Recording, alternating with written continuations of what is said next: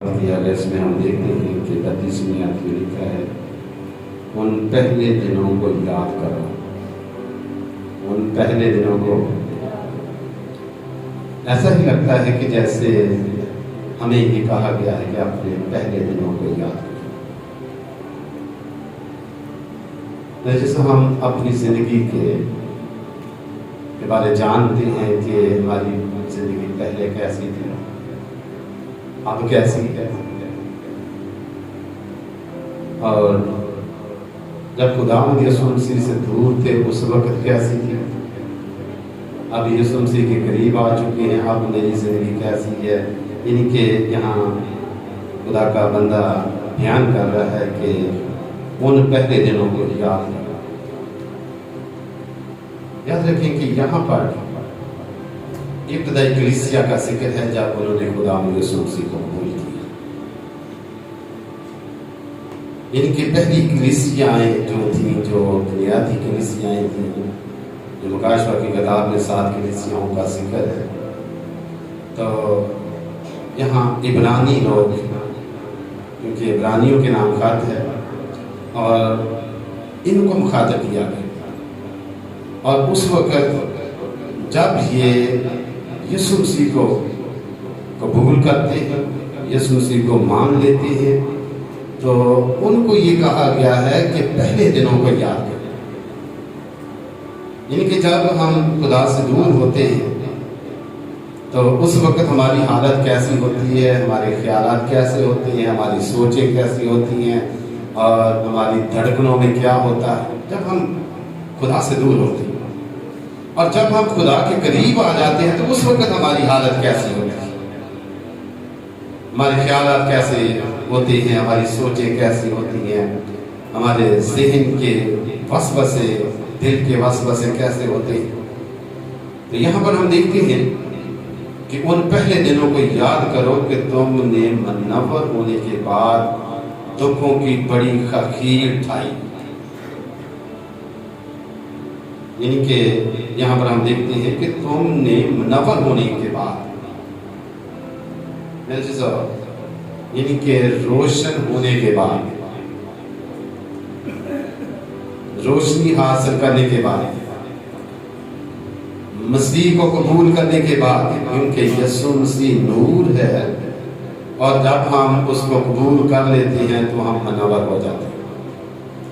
اور یہاں پر عبرانیوں کا مصنف یہ بیان کرتا ہے کہ منور ہونے کے بعد دکھوں کی بڑی خخیر اٹھائی۔ خخیر اٹھائی، یہ ہندی زبان کا لفظ ہے جس کا مطلب ہے مصیبتوں کو سہنا،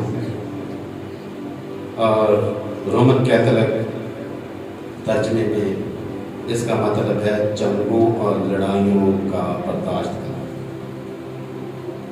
تو میں یعنی کہ جو لوگ منور ہو چکے ہیں، جو لوگ یسوع مسیح کو قبول کر چکے ہیں، انہوں نے بہت دکھ سہے، بہت مصیبتیں سہی۔ جنہوں نے خداوند یسوع مسیح کو قبول کر لیا ہے انہوں نے بہت دکھ اٹھائے۔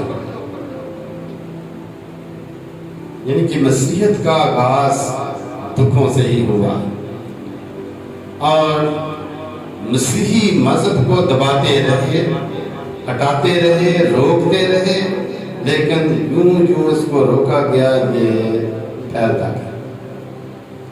یہاں پر ہم دیکھتے ہیں کہ منور ہونے کے بعد دکھوں کی بڑی خخیر اٹھائی، یعنی کہ کلیسیا نے بہت زیادہ دکھ اٹھائے ہیں، جانیں قربان کی، جیلوں میں ڈالے گئے، یعنی کہ ان کو قتل کیا گیا،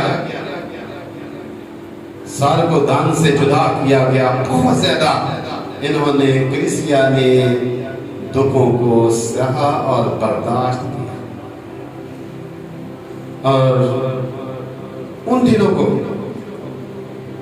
یاد کرو جب تم مصیبت اٹھاتے تھے، مصیبتوں کو برداشت کرتے، یعنی کہ عبرانیوں کو یہ کہا جا رہا ہے کہ ان دنوں کو یاد کرو۔ کہ تم منور ہوئے، تم نے روشنی پائی، تعلیم پائی، اور تعلیم پانے کے بعد تم نے مصیبتیں اٹھائیں، بہت برداشت کی۔ میرے جیسا یہ ابتدائی کلیسیا کا ذکر ہے، اور یاد رکھیں کہ جو مسیحیت میں آ جاتا ہے، جو مسیح میں آ جاتا ہے، وہ یاد رکھے کہ وہ دکھوں کے لیے اپنے آپ کو تیار کرے، اس کے لیے دکھ بے شمار، کیونکہ مسیحی کلیسیا جو ہے یہ شروع سے ہی دکھ اٹھاتی آئی ہے، اور اس کا یہ حق بنتا ہے کہ وہ دکھ اٹھائے۔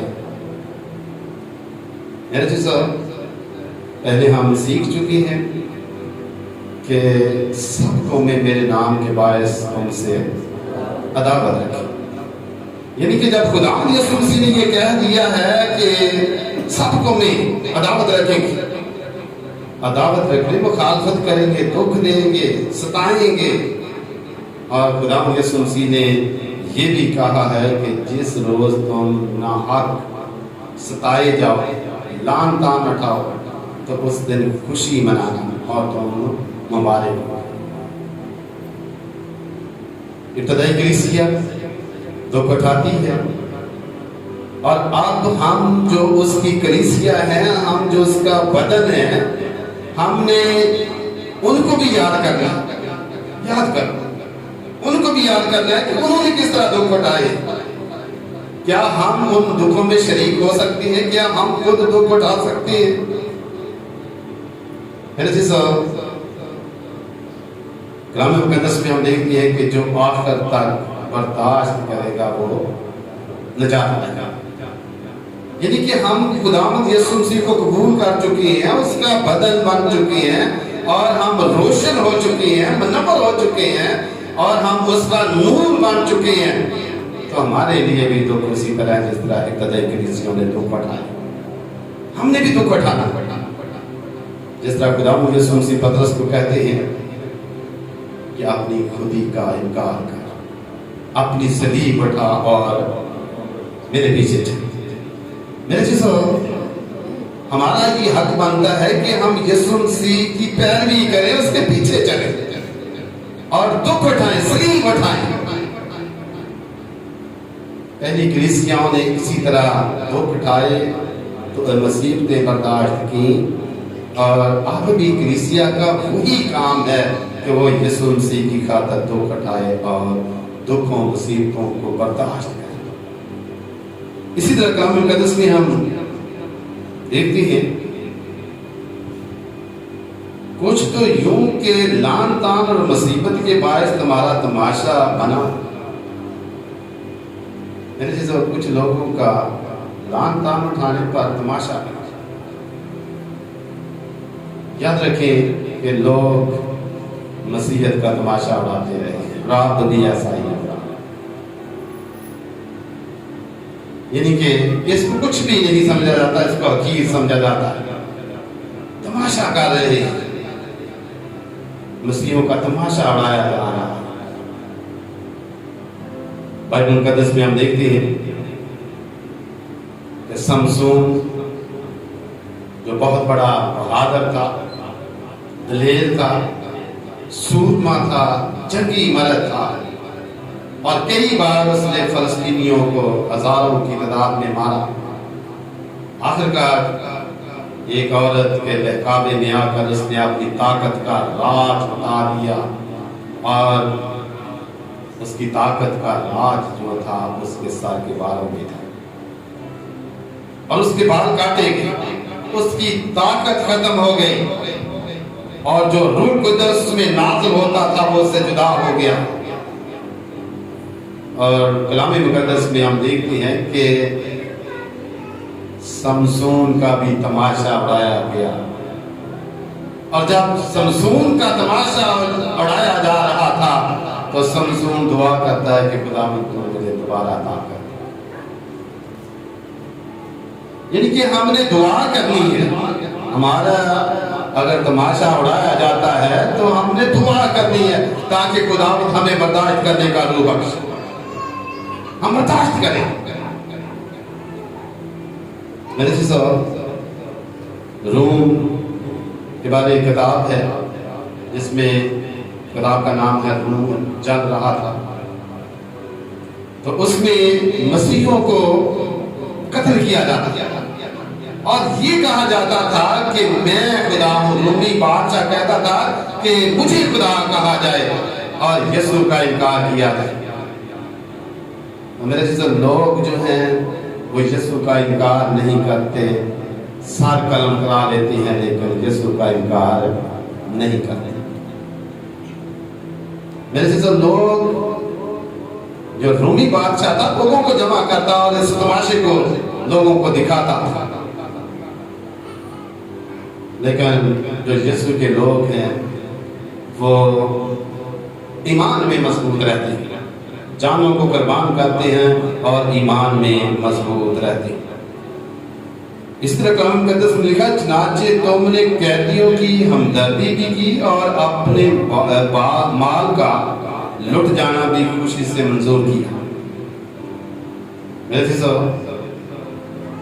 قیدیوں وہ قیدی جو مسیح کے لوگ تھے، جو یسوع مسیح کی گواہی اپنے زبان پر رکھتے تھے، جو خداوند یسوع مسیح کو زندہ دوسروں تک پہنچاتے ہیں، بتاتے ہیں کہ یسوع مسیح زندہ ہے، اور ان کو قید خانوں میں ڈالا گیا۔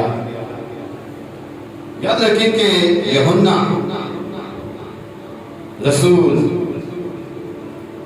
پتمس کے زیرہ میں قیدی تھا، جلا وطن تھا۔ تو اسی طرح کلیسیا کو قیدوں میں ڈالا گیا۔ آج بھی ہم دیکھتے ہیں کہ بے شمار لوگ ایسے ہیں جو مذہب کے نام پر قید میں ڈالے گئے ہیں، جیل خانوں میں پڑے ہوئے ہیں، اور یہ ان کو کہا جا رہا ہے کہ تم نے ان قیدیوں کے لیے ہمدردی کی اور اپنے مال کے لٹ جانے کی پرواہ نہ کی، بلکہ خوشی کے ساتھ منظور کی۔ میرے جیسے یہاں کلام مقدس میں ہم دیکھتے ہیں کہ قیدیوں کے لیے، یعنی کہ وہ جو قیدی تھے ان کے ساتھ ہمدردی کرتے ہیں، اپنے مال کے لٹ جانے کی خوشی منظور کرتے ہیں کہ ہمارا مال قیدیوں کے لیے گیا، اس کے لیے وہ خوشی مناتے ہیں۔ آج ہم سنتے اور دیکھتے ہیں کہ جڑا والی کی کلیسیا میں بے شمار لوگ ملک پاکستان سے بے شمار لوگ جو ہیں ان کی مدد کر رہے ہیں، وہ سزا میں وہ دکھ اٹھا رہے ہیں، تو ان کی مدد کی جا رہی ہے، اور بے شمار لوگوں نے ان کی مدد کی اور حکومت بھی ان کی مدد کر رہی ہے۔ اور یہاں پر ہم دیکھتے ہیں کہ لوگ خوشی سے مال دے کر، اپنے مال کو بانٹ کر خوشی محسوس کرتے ہیں۔ میرے چیزوں، ہم خدا کے لیے، خدا کے لوگوں کے لیے نہیں بلکہ خدا کے لیے ہم خوشی محسوس ہی نہیں کرتے کہ ہم خدا کے لیے کیا کر رہے ہیں۔ جس نے ہمیں سب کچھ دے رکھا، ہم خدا کے لیے کیا کر رہے ہیں؟ ہم خوشی محسوس نہیں کرتے کہ خدا نے ہمیں زندگی دی ہے، صحت تندرستی دی ہے اور برکت دی ہے، ہم خدا کے لیے کیا کر رہے ہیں؟ ابتدائی کلیسیاں جو ہیں وہ اپنی دولت کی پرواہ نہیں کرتے۔ آج ہم دولت کی بہت زیادہ قدر کر رہے ہیں، دولت کی بہت زیادہ فکر کرتے ہیں، لیکن خوشی کے ساتھ ہم کچھ نہیں کرتے۔ ابتدائی کلیسیا خاص کر کے جن کو خط لکھا گیا عبرانیوں پر، وہ جو قیدی تھے، ان کے مذہبی قیدی، ان کے لیے اپنا روپیہ پیسہ دیتے ہیں، ہم خوشی محسوس کرتے ہیں۔ خدا یسوع مسیح بیان کرتے ہیں کہ جب میں تخت عدالت پر بیٹھوں گا تو وہاں پر بھی خدا یسوع مسیح نے ایک لفظ استعمال کیا ہے کہ میں قید میں تھا، تم نے میری خبر دی۔ یسوع مسیح بھی اپنے آپ کو قیدی کہہ رہے ہیں کہ تم میرے پاس آئے، میری خبر لی۔ یعنی کہ اگر ہم کسی کے دکھ میں شریک ہوتے ہیں تو خداوند یسوع مسیح اس بات سے خوش ہوتے ہیں. تو بشمار لوگ کہیں گے کہ خداوند تو کب قید میں تھا؟ تو خداوند یسوع مسیح ان کو کہیں گے کہ جب ان چھوٹوں میں سے کوئی بھی قید میں تھا تم ان کی خبر نہیں گویا تم نے میری خبر. میرے جیسا جو بھی دکھی ہے، غم زدہ ہے، ہم اس کی خبر اس کے پاس. اور یہاں پر ہم دیکھتے ہیں کہ لوگ اپنی دولت کی پرواہ نہیں کرتے بلکہ دولت دیکھ کر خوشی محسوس کرتے ہیں. یہ جان کر کہ تمہارے پاس ایک بہتر دائمی ملکیت ہے. دائمی ملکیت ہے. اپنی دولت کی پرواہ نہیں کرتے بلکہ یہ جان کر کہ ہمارے پاس ایک بہتر اور دائمی ملکیت ہے. وہ کیا ہے؟ اگر ہم نیکی کے کام کرتے ہیں، راست بازی کے کام کرتے ہیں، خدا کے کلام پر عمل کرتے ہیں، خوشی کے ساتھ دوسروں کی مدد کرتے ہیں، تو میرے چیز ہمارے پاس ایک دائمی ملکیت ہے. آسمان کی بادشاہی ہماری، یہ ہمیشہ کی بادشاہی، ابدی بادشاہی کہ ہم وارث بن جاتے ہیں جب ہم اس زمین پر رہ کر اپنا مال خزانہ غریبوں میں دے دیتے ہیں تو ہم آسمان پر بہت بڑا خزانہ ملتا ہے. ابدی بہتر دائمی ملکیت کہ ہم وارث بن جاتے ہیں. جیسے ہم آسمان پر اپنا مال جمع نہیں کر، ہم آسمان پر اپنا مال جمع کر کے دیکھیں. زمین پر تو ہم نے ہو سکتا ہے کہ یا کیا ہے یا نہیں کیا، لیکن ہمارا سب سے اول کام یہ ہے کہ ہم اپنا مال آسمان پر جمع کریں. اور کس طرح ہم آسمان پر اپنا مال جمع کر سکتے ہیں؟ میرے چیز خدا یسوع مسیح فرماتے ہیں ایک نوجوان کو کہ اپنا سارا مال غریبوں میں تقسیم کر دے اور میرے پیچھے چل تو آسمان کی بادشاہی کا وارث بن جائے. یعنی کہ اپنا مال غریبوں کو، قیدیوں کو، مصیبت زدہ کو اگر ہم خوشی کے ساتھ دے دیتے ہیں تو یاد رکھیں کہ ہم آسمان پر اس مال کا اثر پائیں گے.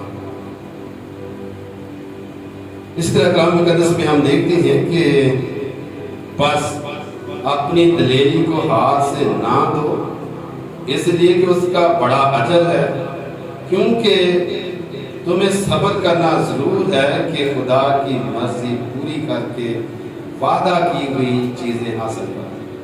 خدا کی مرضی کو پورا کر کے، یعنی کہ اگر ہم دکھ اٹھاتے ہیں، دکھ برداشت کرتے ہیں، اگر ہم لوگوں کی نظر میں ایج بناتے ہیں یا ہمارا لوگ تماشا اڑاتے ہیں تو یاد رکھیں کہ کلام مقدس میں لکھا ہے کیونکہ تمہیں صبر کرنا سکھاؤں.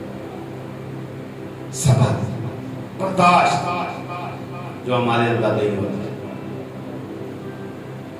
دکھوں کو سہنا ہے، برداشت کرنا ہے. اور اگر ہم دکھوں کو سہتے ہیں، برداشت کرتے ہیں تو ہم خدا کی مرضی کو پورا کرتے ہیں. یہ خدا کی مرضی ہے کہ ہم اس کے لیے دکھ اٹھائیں، اس کے لیے دنیا کی نظر میں ہیج بن جائیں، اس کی نظر میں ہم دنیا میں تماش بین بن جائیں. اس کا اثر بہت بڑا ہے. یعنی کہ ہم نے زمین پر اثر نہیں پانا بلکہ ہم نے خدا سے اثر پانا ہے. لوگوں سے اثر نہیں پانا بلکہ ہم نے اپنے خداوند سے اثر پانا ہے. اور ہم نے زمین پر رہ کر ہم نے خدا کی مرضی کو پورا کرنا ہے اور وعدہ کی ہوئی چیز حاصل کرنی ہے. وعدہ کی ہوئی چیز.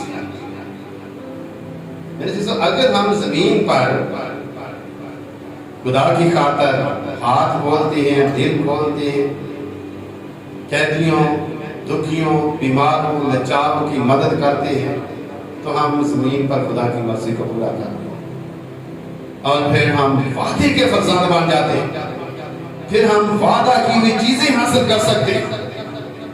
खुदावंद यीशु मसीह ने फरमाया कि तुम्हारा दिल ना घबराए, मैं जाता हूँ और तुम्हारे लिए जगह तैयार करता हूँ। मेरे बाप के घर में बेशुमार मकान है और वहाँ मैं हूँगा, वहाँ मेरे, ये वादा है। यानी जहाँ खुदावंद यीशु मसीह होंगे उसके लोग भी वहाँ होंगे।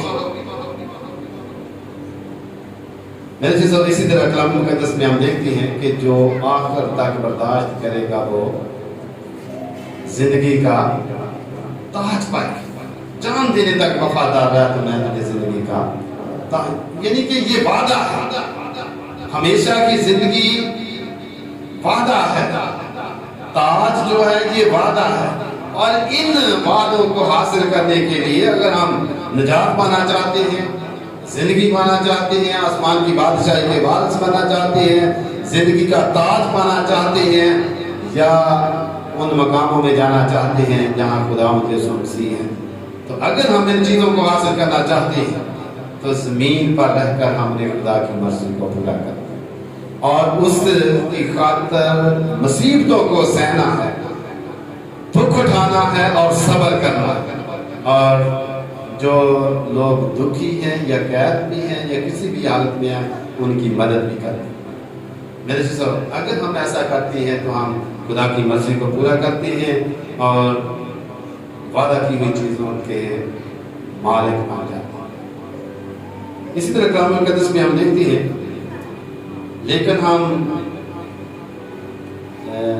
आने वाला आएगा और देर ना करेगा और मेरा रास्त बास बंदा ईमान से जीता रहेगा, और अगर वो हटेगा तो मेरा दिल उससे खुश ना होगा। लेकिन हम हटने वाले नहीं कि हलाक हूँ, बल्कि ईमान रखने वाले हैं कि जान बचाएं। यानी कि जिस तरह खुदावंद यीशु मसीह ने कहा कि जो मेरी खातिर अपनी जान खोएगा वो पाएगा या बचाएगा। मेरे चीज़ों हमने खुदावंद यीशु मसीह की खातिर अपनी जानें खोनी है, अहद करना। और कलाम मुक़द्दस में लिखा है कि रास्तबाज ईमान से जीता रहेगा। इतना ईमान मजबूत रखना है कि अगर हमारी जानें जाती है, लेकिन हम अपनी जानों को बचाना, नेकी करना है, खुदा की मर्जी को पूरा करना है, भलाई करनी है और दूसरों की मदद करनी। तो मेरे चीज़ों अगर हम ऐसा करते हैं तो हम खुदा की मर्जी को पूरा करते हैं और वादा की हुई चीज़ें हासिल करते हैं। और अगर हम ऐसा नहीं करते तो फिर सजा ही सजा, फिर दुख ही दुख, फिर परेशानियां हैं, फिर बीमारियां हैं और हर तरह की फिर लानत भी आ सकती है अगर हम जमीन पर रहकर खुदावंद की मर्जी को पूरा नहीं करते। तो खुदा की मर्जी को पूरा अगर करते हैं तो याद रखें कि वादा की हुई चीज़ें हम हासिल कर सकते हैं। तो हमने अपनी ज़मीनी खिदमत के दौरान, ज़िंदगी के दौरान हमने खुदावंद की मर्जी को पूरा करना है और उन वादा की चीज़ों को हासिल करना है जो खुदा ने अपने लोगों के लिए तैयार कर रखी है। खुदा हम सब को ऐसा करने की तौफीक बख्शे। आइए हम अब अपने सरों को खुदा